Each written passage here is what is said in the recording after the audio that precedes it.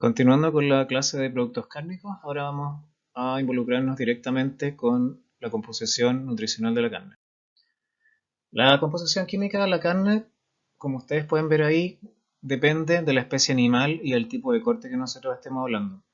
Sin embargo, cuando uno es capaz de separar la musculatura de la grasa, uno podría observar una composición general promedio en la carne, que está dada principalmente por agua, que fluctúa entre un 50 y un 76%, proteínas, que están en torno a un 20%, grasa del 1,5 hasta un 30%, probablemente sea el contenido o el grupo de nutrientes más variable en términos de carne, minerales del 1% y vitaminas tiene un bajo porcentaje, pero de alto valor biológico, no hay que olvidar eso.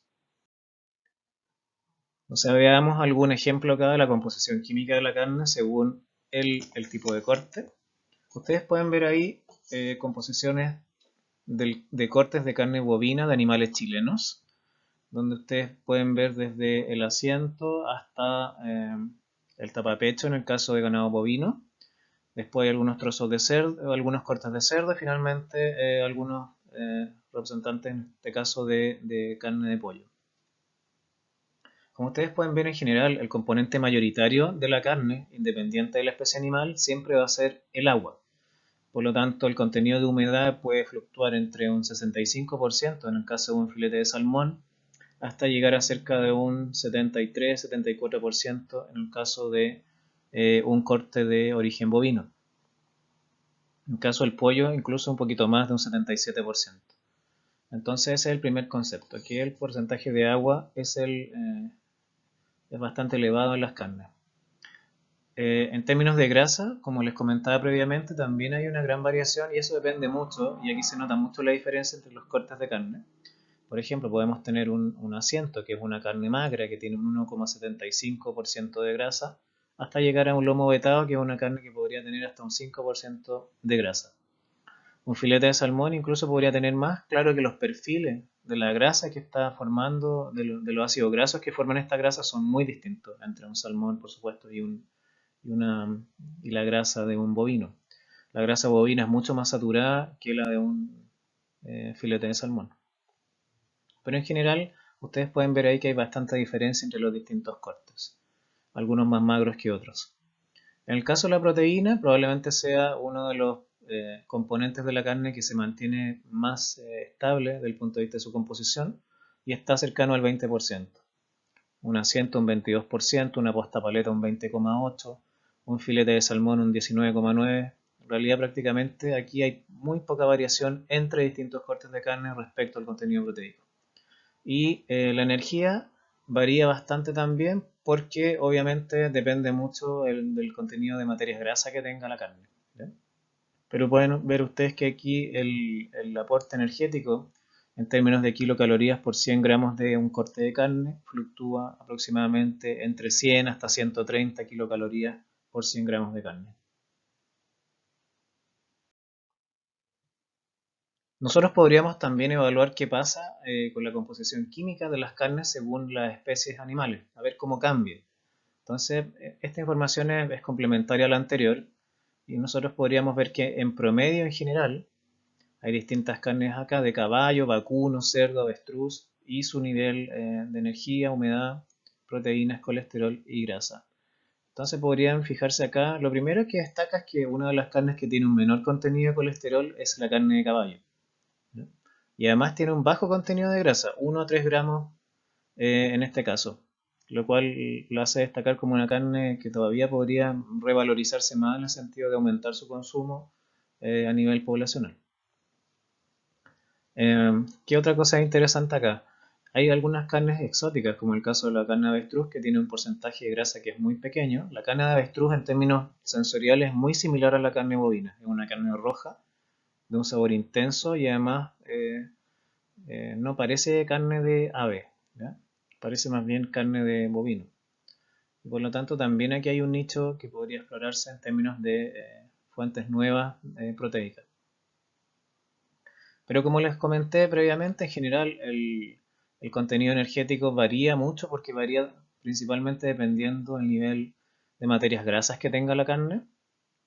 Fíjense ustedes que aquí en este estudio, que es de la FAO, el contenido de grasa puede fluctuar entre un 1% en la carne de caballo hasta un 32% en algunos cortes de carne de cerdo o un 26% en algunos cortes de cordero.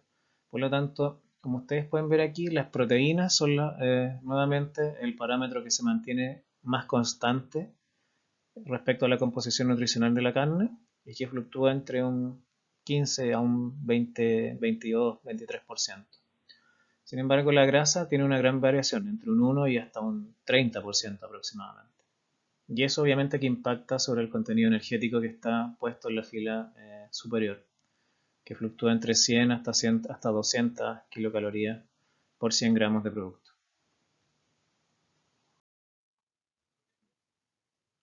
Ahora uno podría, ya que conocemos bien la composición de la carne, podríamos ahora compararla con la composición química de las vísceras de un animal. Entonces aquí hay diferencias notables en términos de su composición. Veamos qué pasa, por ejemplo, con la lengua de animales.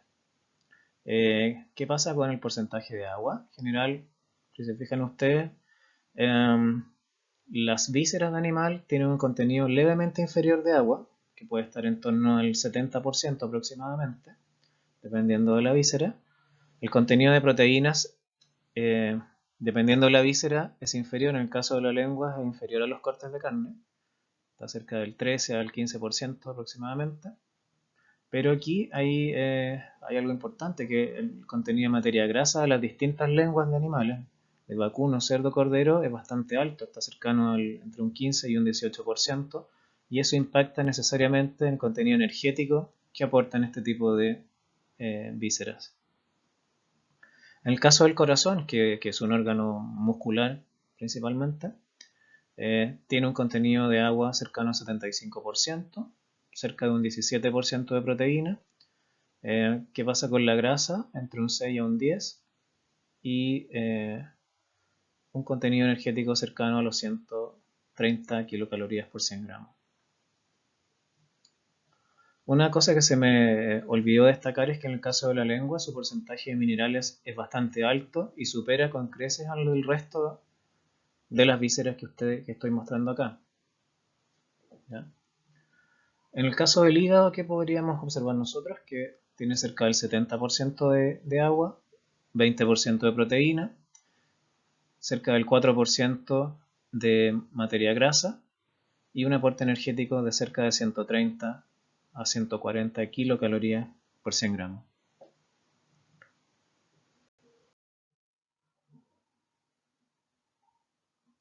Cuando empezamos a ver ahora cada componente por separado, vamos a hablar primero de las proteínas de la carne. Lo primero que vamos a ver es que en general el contenido de proteínas se mantiene constante entre la carne de distintas especies animales, que fluctúa entre un 16 hasta un 22%. Gran parte de los componentes nitrogenados de la carne corresponden a proteínas. Es decir, gran parte del nitrógeno que hay en la carne es proteico. Y eso es bien importante porque eso aumenta también el valor biológico de este tipo de productos. El contenido proteico además podría variar levemente según el grupo muscular de cada animal, pero una de las cosas más importantes es la composición de aminoácidos que tiene la carne. En general, la carne es un alimento que tiene un valor biológico que es bastante alto y que cumple los requerimientos respecto a gran parte de los aminoácidos esenciales para el ser humano. Aquí hay un ejemplo de distintos alimentos: pescado, leche, carne vacuna y huevos. Y fíjense el aporte de algunos aminoácidos como lisina, triptofano, histidina, fenilalanina, leucina, isoleucina, etc. Y comparémoslos, qué sé yo, con fuentes de muy buen valor biológico como la leche y el huevo.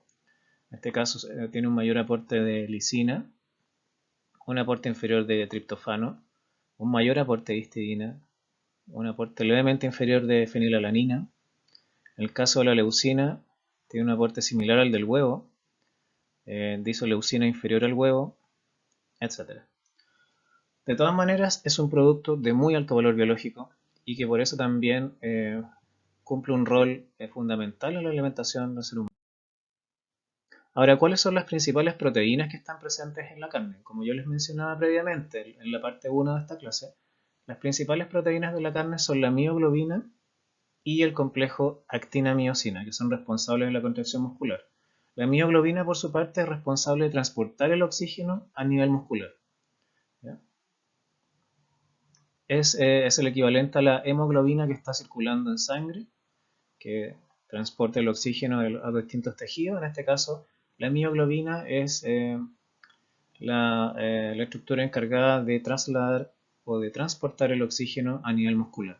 Y por eso también es que las carnes tienen un color rojo que puede ser púrpura hasta un rojo intenso, y es precisamente por la presencia de mioglobina en este tejido. Uno podría clasificarlas según solubilidad. Entonces hay algunas que son solubles en medio acuoso, como por ejemplo las proteínas sarcoplásmicas, que están formadas principalmente por algunas enzimas y también por mioglobina. Hay algunas que son miofibrilares, que son principalmente las que están encargadas de la contracción muscular y que son solubles en soluciones salinas. Son las mayoritarias en este caso, 65 a 75% del total de constituyentes de las fibras musculares, ¿ya? Y son representadas por actina y miosina. Y hay otras proteínas que son del estroma, que son insolubles y que corresponden principalmente a colágeno, elastina y reticulina. Forman parte del tejido conectivo muscular. Este tipo de proteínas tiene un menor valor biológico, su digestibilidad es bastante menor al del resto de las proteínas, o comparado por lo menos con las proteínas miofibrilares, y por lo tanto aquellos alimentos que tienen un mayor contenido de tejido conectivo también tienen mayor biológico, tienen menor valor biológico, como para que lo tengan en mente siempre. Mientras más estructuras de sostén tenga un músculo, va a tener proteínas también, pero que son de menor calidad.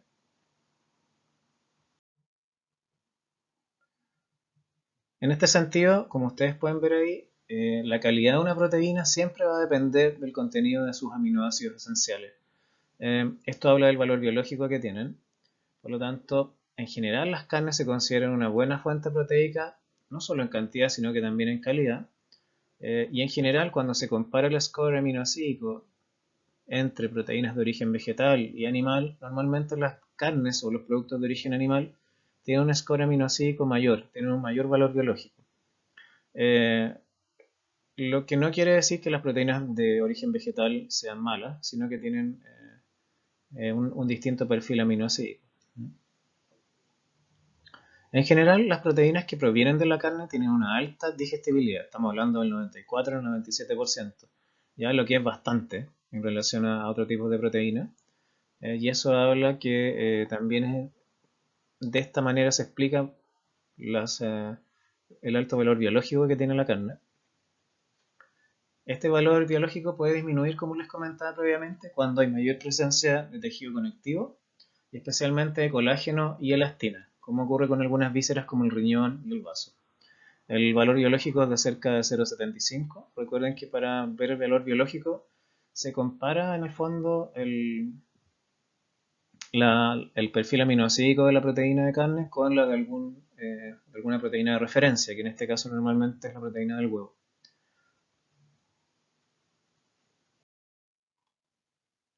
El segundo componente importante en las carnes corresponde a los lípidos.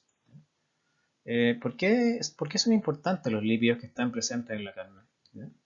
Los lípidos en este caso están formados por distintos tipos de materias grasas, pueden ser triglicéridos, puede ser colesterol, puede ser algunos fosfolípidos también que están presentes en la carne, pero están ubicados usualmente en dos formas. Una, pueden estar rodeando a los paquetes musculares o formando grasa de cobertura, o la otra es que estén infiltradas a nivel entre las fibras musculares, y eso también se le llama grasa de infiltración, y que en términos culinarios también se le conoce como el marmoleo, que es esta estructura como de este entramado de acumulaciones de grasa que está al interior de las fibras musculares. ¿Por qué son importantes entonces las materias grasas? Porque son una fuente concentrada de calorías, además aportan ácidos grasos esenciales En ella normalmente están solubles las vitaminas A, D, E y K, o liposolubles. Sin embargo, tienen algunos problemas cuando se produce un consumo desbalanceado, donde el tipo de grasa podría influir en el desarrollo del depósito de colesterol en algunos vasos sanguíneos y ser un factor de riesgo para el desarrollo de una patología cardiovascular. Como les comentaba en diapos anteriores, este grupo de nutrientes de la carne probablemente sea el más variable en términos de su porcentaje, que puede fluctuar entre 1,5 hasta un 13% en promedio. Pero obviamente que eso es un promedio. Si yo pudiera tomar los cortes de carne que tienen mayor contenido de grasa, podría llegar hasta, qué sé yo, un 30% de materia grasa. Hay mucha variación entre un animal y otro y entre las distintas partes del animal. El tipo de alimentación tiene un efecto significativo sobre el perfil lipídico de la carne. Hay que entender que no es lo mismo alimentar un animal, si un bovino, en un feedlot, que se llama, que son estos establos donde el animal come un alimento concentrado y donde prácticamente no se mueve y el forraje que come es reducido, en relación a un animal que come a libre pastoreo. En el caso de las materias grasas, eh, influye en forma muy importante el tipo de alimentación que reciben los animales. Y de hecho es una estrategia desde el punto de vista del desarrollo de productos el cambiar la alimentación de los animales para que tengan un perfil lipídico más saludable. Se habla de las carnes magras cuando tienen un menos de un 10% de grasa y de carnes grasas cuando se encuentran más del 20% de materias grasas. Ahora, las grasas no solamente tienen un fin un nutricional, ¿ya? También tienen un componente muy importante sobre la aceptabilidad de los trozos de carne.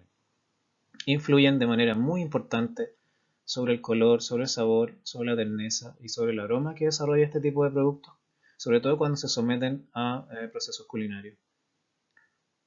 La carne además aporta algunos lípidos de depósito como son triglicéridos, diglicéridos y algunos monoglicéridos y en muy menor cantidad ácidos grasos libres. ¿Ya? Se pueden depositar entre los músculos, bajo la piel o subcutáneo, eh, y además también se puede ubicar como grasa visceral, recubriendo algunos órganos, sobre todo bueno, puede ser de la cavidad torácica o abdominal de los animales.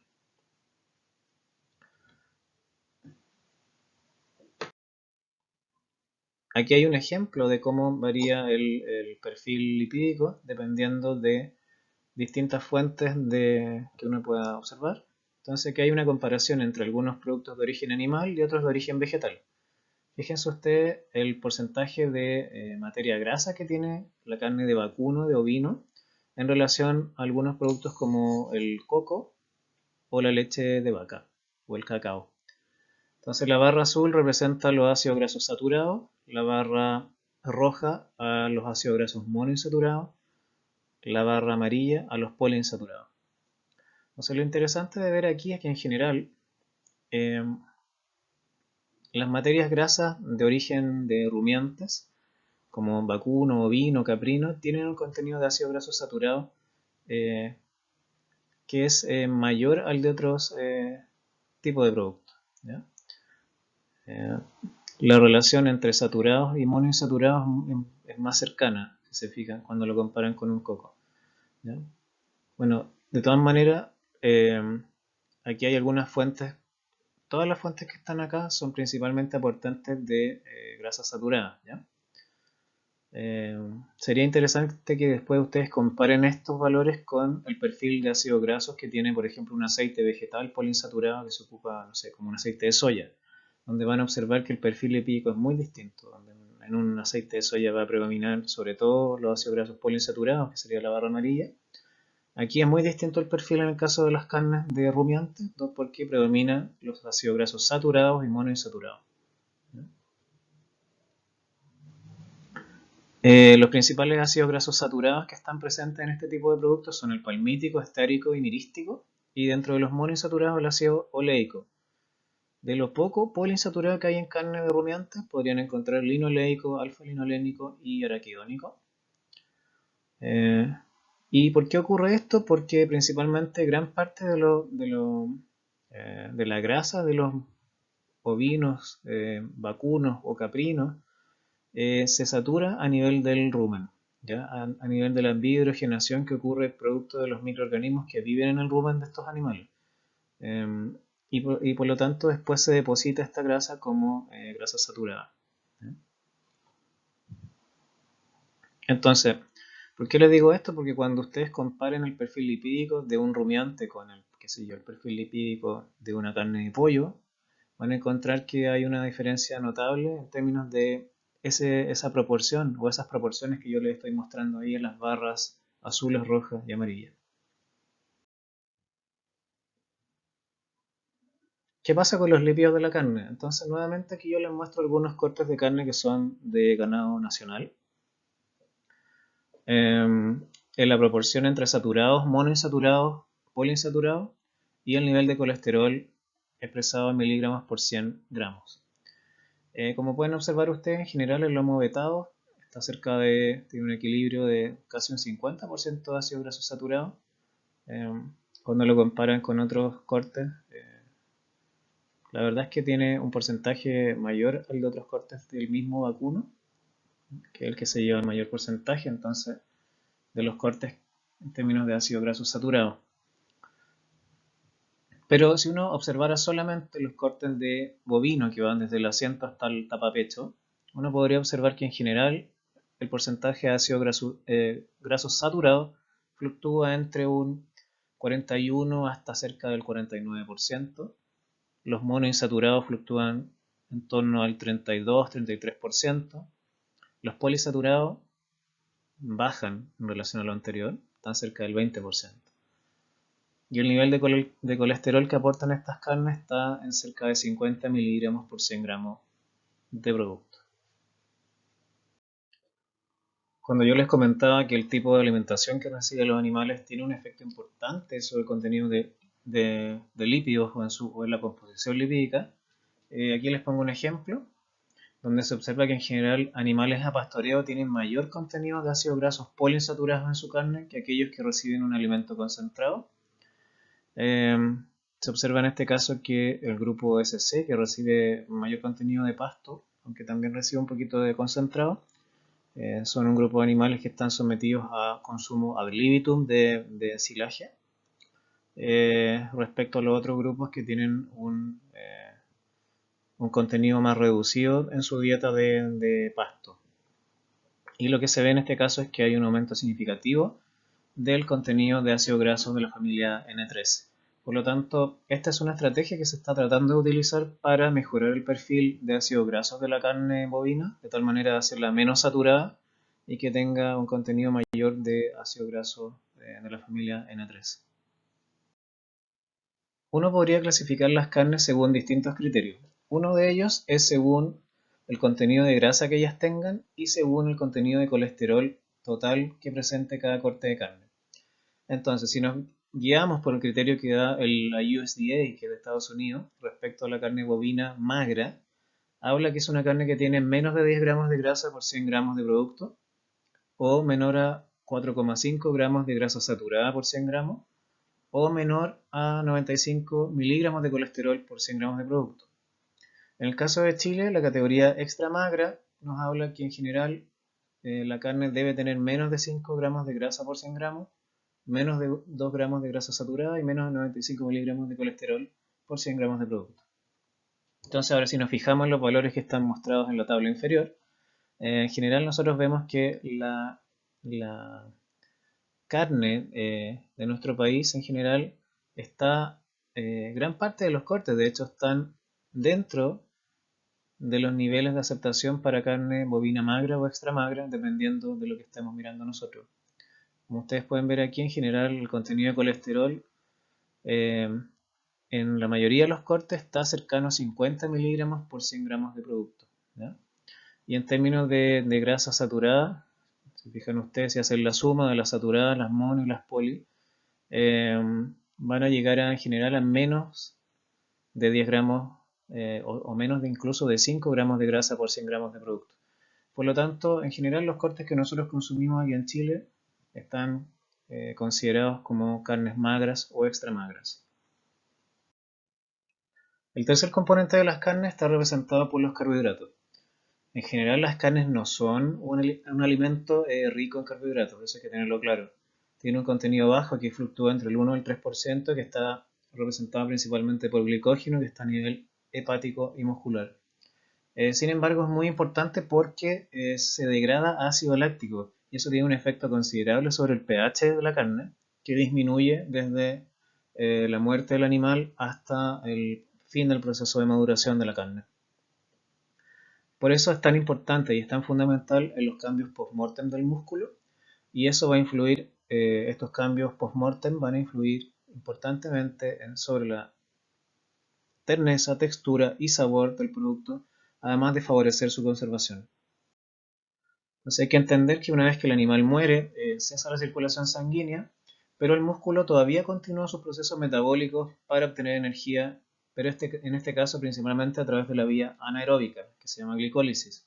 Y acuérdense que como producto de la glicólisis, la glucosa se transforma en ácido pirúvico con la liberación de dos moléculas de ATP, y este ácido pirúvico finalmente da origen a dos moléculas de ácido láctico.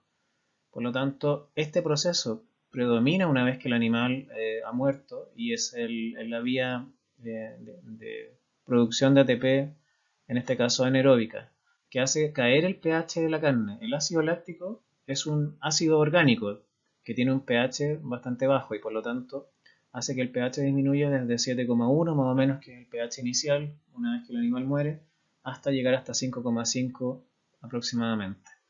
Y esto tiene un efecto considerable sobre las características de la carne.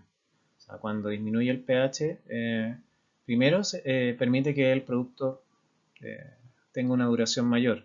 Hay muchas bacterias que crecen a pH cercano a neutro, 7, pero que cuando disminuye a 5,5 se inhibe su crecimiento, y por lo tanto es en forma natural un proceso que el ser humano ha perfeccionado para extender la vida útil de las carnes. Entonces, si ahora nos referimos al proceso de rigor mortis que experimenta el animal, cuando hay rigor mortis en general, la disponibilidad de ATP para la contracción muscular está muy disminuida, y acuérdense que en este caso el ATP es necesario para que se relaje la fibra muscular, no solamente para que se contraiga, y por lo tanto, si hay una unión que es irreversible de actina y miocina, donde no hay ATP para relajar esta unión, el animal va a permanecer en una contracción permanente. Va a haber una pérdida de extensibilidad de la fibra muscular y esto conduce a que se acorte y se endurezca finalmente. Y eso es lo que se percibe como un rigor mortis, que se llama también. Ahora, la temperatura en que se inicia el proceso de rigor mortis tiene, la temperatura del ambiente me refiero, tiene una influencia muy importante sobre el grado de acortamiento de la fibra muscular en su longitud respecto a antes del rigor mortis. Eh, entonces, lo ideal es que las carnes, cuando se empiezan a someter al proceso de maduración, se encuentren entre 10 y 20 grados Celsius de temperatura. Ya sea bajo esto o por sobre esta temperatura, hay un incremento sustancial de la dureza. Y eso es un proceso que se denomina el cold shortening o heat shortening en el caso de trabajar con temperaturas mayores a 20 grados Celsius. Entonces, como ustedes pueden observar, las salas de maduración en general están a temperaturas que no son ni muy bajas ni muy altas, de tal manera de favorecer el proceso de rigor mortis sin un acortamiento excesivo de la fibra muscular. Entonces, cuando se inicia todo este proceso de rigor mortis, hay algunas enzimas proteolíticas que empiezan a romper las fibras musculares, acompañado de esto además de un aumento del ácido láctico a nivel de la fibra, lo que hace que baje el pH y además que empiece a ser más blanda la carne por la ruptura de las fibras musculares. Entonces, este proceso de rigor mortis en general termina al ocurrir una proteólisis suficiente para degradar las miofibrillas que forman parte de los sistemas enzimáticos celulares. Las más importantes son las calpaínas, que son enzimas que están presentes ahí, que depende del rigor mortis de cada animal. En el caso de los pollos dura horas el proceso, en el caso de los bovinos dura hasta 10 a 15 días, y en el caso de los porcinos entre 4 a 6 días. Entonces, el pH que se logra bajar durante el proceso de maduración de la carne, permite que ella vaya teniendo distintas características sensoriales, ¿ya? Entonces, en el caso de los porcinos, el proceso de acidificación de la carne tarda cerca de 5 horas. En el caso de los bovinos es un proceso más largo que dura hasta 36 horas. Pero para que ocurra esto es básico que haya una cantidad suficiente de glicógeno muscular, de tal manera de favorecer la producción de ácido láctico y que con la consecuente disminución de pH. Entonces aquí es bien importante para que ustedes sepan las condiciones previas al faenamiento de un animal, el transporte desde las granjas hasta la planta faenadora y además el descanso que tienen que tener los animales antes de entrar a la línea de faenamiento, ¿ya? Para eso, en los exteriores de las plantas faenadoras hay corrales de descanso donde hay inspección médico-veterinaria y además a los animales se les mantiene en condiciones que permitan que ellos se recuperen del viaje, y al recuperarse se refiere a que vuelvan a tener un contenido suficiente de glicógeno a nivel muscular para poder tener una buena calidad de su carne una vez faenado. Entonces hay algunos defectos que se pueden producir cuando los animales están sometidos a condiciones un poco estresantes para ellos durante el viaje o previo a su faenamiento. Se pueden producir las carnes PSE, que son Pale, Soft and Exudative, que ocurre en cerdos este fenómeno, donde el pH menor es menor a los 6, se logra un pH menor a 6 en los primeros 45 minutos post-mortem. ¿Ya? Y en las carnes de FD, que son, a diferencia de las anteriores, carnes muy secas y oscuras, que ocurren en todas las especies, cuando ocurre que se obtienen pH superiores a 6 a las 12 a 48 horas post-mortem. Por lo tanto, es un pH muy alto, ¿ya? ¿Y por qué ocurren estos procesos entonces? En el caso de las carnes pálidas, blandas y exudativas, son carnes que pierden un contenido de agua muy alto. Ocurre que está presente principalmente en animales sometidos a estrés agudo durante el faenamiento. Por lo tanto, el glicógeno que tiene lo utilizan principalmente para moverse en peleas y agresiones antes del faenamiento o para escapar eventualmente de los, del personal que está moviendo los animales desde el corral hasta la zona de faenamiento. Por lo tanto, como se utiliza rápidamente el glicógeno muscular, se transforma en ácido láctico y el pH baja en forma brusca, manteniéndose este valor de pH bajo hasta por 24 horas y por lo tanto la carne pierde su capacidad de retener agua, se transforma en una carne pálida y exudativa. El efecto contrario ocurre en animales que tienen carnes oscuras, secas y firmes, que son animales que están sometidos a un largo esfuerzo antes del faenamiento. Es decir, normalmente son animales que vienen de viajes muy largos o viajes en camiones donde vienen muy estresados, donde se agotan sus reservas de glicógeno porque están, no sé, yo los pongo a ustedes en el ejemplo como si van en un vagón del metro que va repleto de gente, donde ustedes probablemente van a tener que hacer un mayor esfuerzo muscular para no caerse durante todo el viaje. Bueno, algo parecido le podría ocurrir a los animales. Depletan sus reservas de glicógeno durante el viaje y por lo tanto el pH del músculo no desciende a los niveles normales. Acuérdense que estos son pH mayores a 6 al minuto hasta las 48 horas post-mortem. Y por lo tanto estas carnes, como tienen un pH más cercano a 7, que es un pH donde podría haber mayor proliferación microbiana, tienen mayor riesgo de contaminación microbiológica. El quinto grupo que es interesante estudiar en las carnes son sus minerales, ¿ya? La carne en general tiene todos los minerales necesarios para el ser humano, tiene un bajo aporte de sodio y calcio, pero esto es importante, es rica en potasio, en fósforo y en magnesio, ¿ya? Y otro mineral que es muy importante, que está en una cantidad muy importante en la carne, corresponde al hierro. El hierro se encuentra normalmente además en su forma Heme, que tiene mayor biodisponibilidad. Por lo tanto, una de las mejores fuentes de hierro Heme es la carne y sus productos derivados. Tiene también una pequeña cantidad de hierro en forma no Heme, que puede aumentar su absorción en presencia de vitamina C. Es muy abundante en las carnes rojas. Y en las carnes blancas tiene un contenido levemente inferior al de las rojas. También se encuentra en gran cantidad el hierro en las vísceras, principalmente hígado, vaso y también en sangre, que también se utiliza para la elaboración de algunos productos, sobre todo como algunos embutidos. El otro mineral importante donde la carne es uno de sus principales aportantes corresponde al zinc. Eso nunca se les tiene que olvidar, que el hierro y el zinc se encuentran en contenido importante en la carne. De hecho, respecto al zinc, el 70% de su ingesta proviene del consumo de carne y además tiene una mayor biodisponibilidad que en la carne de bovino que respecto a otras fuentes. El selenio también está en las carnes, está en pequeña cantidad, pero tiene una forma, es un selenio que está orgánico y por lo tanto que tiene una alta biodisponibilidad. Aquí hay algunos ejemplos de algunos minerales que están presentes en distintos, en este caso, vísceras de un animal. En este caso en el hígado, por ejemplo, tiene 6% de... No, esto está expresado en miligramos por 100 gramos. 6 miligramos por 100 gramos de hígado. En el caso del zinc, 3,8 y en el caso del cobre, 5,85.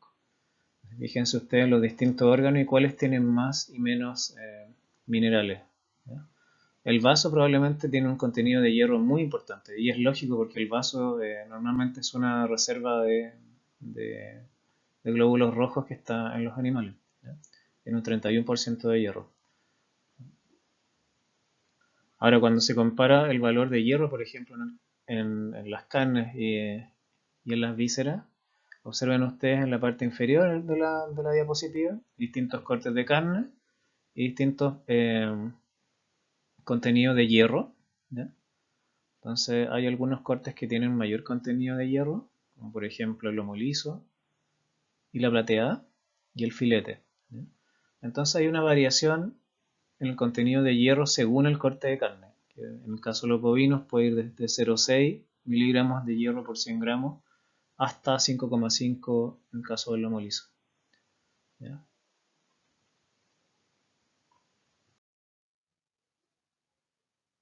Lo mismo que les comentaba anteriormente, entonces aquí está la concentración de hierro soluble e insoluble dependiendo de distintas especies animales. En el caso del cordero, el vacuno, tienen mayores carnes rojas, tienen un mayor contenido de hierro respecto a carnes más blancas, diría yo, como la carne de cerdo y de pollo. Y aquí está el resto de los minerales también presentes en carne de vaca, ternero, cordero y cerdo. Fíjense ustedes, son buenos aportes de potasio, fósforo y magnesio principalmente. ¿Ya?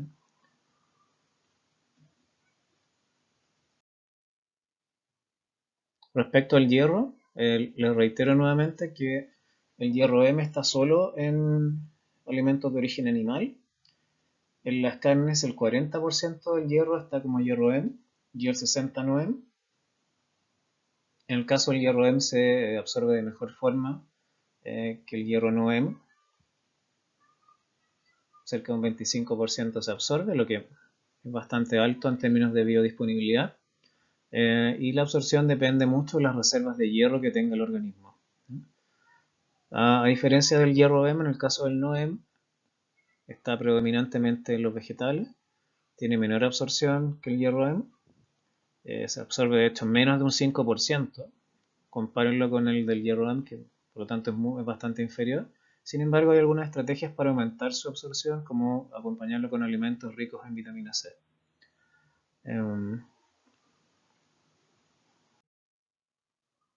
Entonces aquí hay un ejemplo de los micronutrientes que contiene la carne.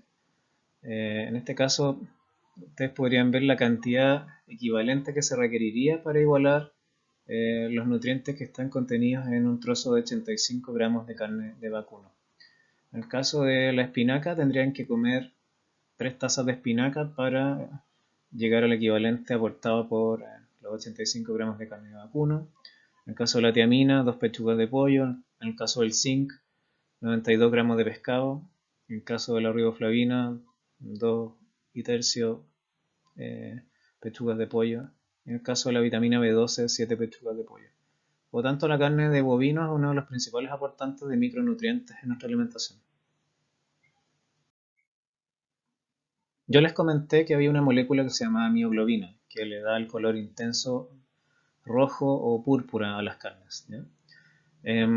Esta proteína es una proteína de almacenaje de oxígeno que está a nivel muscular, facilita la respiración de los músculos en funcionamiento, me refiero a la respiración celular, y en gran medida, desde el punto de vista post-mortem, determina el color que tienen los músculos, ¿ya? Desde un color rojo cereza, que es muy atractivo, hasta un café verdoso, que puede ser indeseable y que puede dar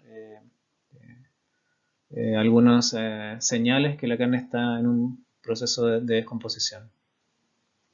La mioglobina es una molécula, es una proteína donde está unida un grupo M, de hierro M, a esta molécula, ¿ya? Y gran parte del hierro que está presente en los cortes de carne está unido a la molécula de mioglobina. Por lo tanto, es muy importante esta molécula, porque además de ser una fuente, obviamente, al ser una proteína, no solo aporta nitrógeno, sino que también aporta, en este caso, hierro. Entonces aquí van a tener tres opciones aproximadamente que podrían encontrar respecto al color de las carnes. Cuando el hierro que está perteneciendo o formando parte de la mioglobina está reducido, se habla de que la mioglobina está en su estado de deoximioglobina, mioglobina reducida, y esa tiene un color rojo púrpura. Una condición para que se forme es que hayan bajas presiones parciales de oxígeno, es decir, que haya menos oxígeno que en nuestra atmósfera normal. ¿Y dónde puede ocurrir eso? En carnes envasadas al vacío o, eh, o atmósfera modificada, ¿ya? Entonces ustedes cuando van al supermercado y ven esas carnes al vacío que vienen normalmente de importación, van a ver que son más bien de color púrpura. Pero eso no implica que estén en mal estado, sino que hay hay un bajo nivel de oxígeno al interior de la bolsa, ¿ya? Cuando ustedes abren esa bolsa que está al vacío y dejan la carne que se airee por unos minutos a atmósfera normal, van a encontrar la molécula en este caso en forma de oximioglobina, que tiene un color rojo brillante y que se produce por la oxigenación o por la unión covalente entre mioglobina y el oxígeno que está en el medio ambiente, ¿ya? Es estable a concentraciones altas de oxígeno, como donde nosotros estamos viviendo ahora. Sin embargo, es un proceso reversible. Si yo vuelvo a empacar esta carne al vacío y lo llevo a una presión baja de oxígeno, va a volver a formar deoximioglobina y se va a poner púrpura. El problema es cuando se oxida el hierro que está en esa carne y forma el estado de metamioglobina, ¿ya?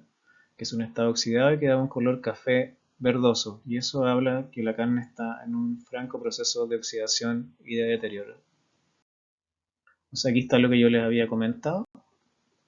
A bajas presiones de oxígeno se forma deoximioglobina, que puede pasar a oximioglobina si yo aumento el contenido de oxígeno en el ambiente. Si hay mal almacenamiento de la carne, ambos tipos de mioglobina, ya sea la deoxi o la oxi, pueden pasar a metamioglobina, que es de un color café. El último grupo que les quiero mencionar hoy corresponde al grupo de las vitaminas, ¿ya? Y aquí es bien importante porque los productos de origen cárnico son los principales aportantes de varias de las vitaminas que yo les voy a mencionar ahora. De hecho, la carne es la principal fuente de vitaminas hidrosolubles del complejo B. Y es una de las principales fuentes de vitamina B12 para nuestra alimentación. De hecho, el 70% en promedio de su aporte dietario se obtiene a partir de este producto. En el caso de la niacina y vitamina B2, este producto aporta cerca de entre un 25 y un 50% de los requerimientos diarios. El contenido obviamente varía mucho según la especie animal y entre individuos. Por ejemplo, la carne de cerdo tiene mayor contenido de tiamina y la de ternero tiene mayor contenido de riboflavina y niacina en relación a la carne de vaca. Aquí hay un ejemplo de las principales vitaminas que están presentes en la carne, en el caso, dependiendo de la especie animal, si es vacuno, ternero, cerdo, cordero o pollo. Pero una cosa importante que tienen que tener claro es que en general las carnes siempre han tenido un bajo contenido de vitamina C, ¿ya? Por otra parte, acuérdense que las carnes tienen materia grasa de cobertura o infiltrada en las fibras musculares, y por lo tanto también son fuentes de vitaminas liposolubles, principalmente presentes en la grasa de la carne y de las vísceras. El hígado, de hecho, es la principal fuente dietética de vitamina A, y la vitamina E y D está contenida, o el consumo cubre cerca del 10% de nuestros requerimientos diarios de estas dos vitaminas. Hay otros componentes que podrían estar presentes en la carne también, pero que se discute su rol desde el punto de vista de la salud. El primero de ellos es el ácido linoleico conjugado. Proviene de la biohidrogenación ruminal. Principalmente corresponde a una mezcla de ácidos grasos, que son isómeros geométricos, y deposición del ácido linoleico. Se ha visto que en algunos animales, modelos animales sobre todo, ha tenido efecto hipocolesterolémico, anticarcinogénico, antioxidante, antiaterogénico y antiobesidad, aunque son efectos controversiales y se ha visto más bien en modelos muy controlados, pero cuando se trata de ver el efecto en sujetos o en personas no se logra ver un efecto real. Podría estar entre un 0,3 a un 4,3%. Y está principalmente en productos como carne, como leche, principalmente de rumiantes, obviamente. Proviene de rumiantes. Y este corresponde a un ácido graso trans que está en forma natural en la leche y en la carne.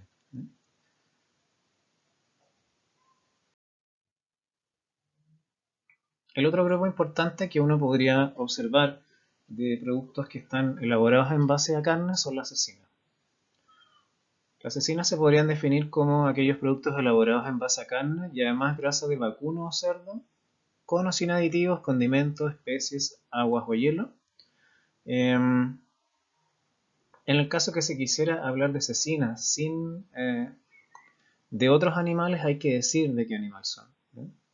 Cuando son distintos de la definición que enuncié previamente. Cecinas de cabra, cecinas de oveja, etc. En general, el consumo de cecina a nivel nacional está en promedio cerca de 15 kilos por persona al año, donde predominan principalmente salchichas, eh, mortadela, longanizas y otros fiambres de jamón, la hamburguesa en quinto lugar, y otras cecinas de múltiples variedades con un 24% aproximadamente. ¿Cuáles son los principales ingredientes que tienen este tipo de alimentos? Carne de cerdo, vacuno, pollo o cualquier especie animal, sal, que se utiliza como un conservante, además mejora la solubilidad de las proteínas, mejora la retención de agua y retarda el crecimiento microbiano. De hecho, la sal es uno de los principales antimicrobianos que se ha utilizado durante toda la historia del ser humano. Se le agrega materia grasa también, muchas veces se le agregan azúcares también, pero en pequeña cantidad, como sacarosa, lactosa, dextrosa, nitritos y nitratos para prevenir el crecimiento de patógenos como Clostridium botulinum y además dar un color, más bien ese color rojizo e intenso que tienen las cecinas, se los da la curación con sales de nitrato o de nitritos, ¿ya? Y eso permite que se almacenen a temperatura ambiente sin que haya crecimiento microbiano. Y algunos condimentos y tripas para dar sabor y dar distintas formas a este tipo de productos. Hay algunas cecinas crudas, que son todas aquellas elaboradas con carnes y que están sometidas a un ahumado o maduración. Son aquellas que tipo chorizo, salchichas y salames. Hay algunas que son escaldadas. En este caso la pasta se incorpora cruda, se somete a un tratamiento térmico, eventualmente a un ahumado que es opcional, y luego se embuten. Y normalmente son almacenadas en frío posteriormente, como mortadela, salchicha y jamón cocido. Y hay otras cecinas cocidas también cuando toda la pasta se somete a cocción antes de incorporarla al envase, como las prietas o el paté. Entonces uno las podría clasificar en estos grupos que están acá: en cecinas crudas frescas, crudas maduradas, crudas acidificadas, cocidas y hamburguesas.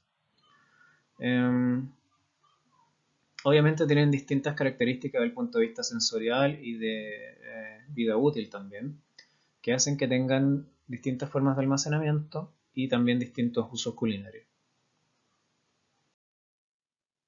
Veamos un poco qué pasa con el aporte nutricional de la cecina. Aquí hay una cosa que es común a todas y es que su aporte energético es muy superior al de la carne como tal. ¿Ya? Entonces, en general, el aporte energético puede fluctuar, partir desde 200 calorías por 100 gramos hasta llegar a casi 600 calorías por 100 gramos en el caso del tocino crudo. El contenido de proteína también es variable, puede fluctuar entre un 10% en el caso del paté hasta llegar a casi un 28% en términos del tocino salado, que aparece en la última fila. Eh, y donde sí tiene un contenido notablemente superior al de la carne es en el caso de la grasa.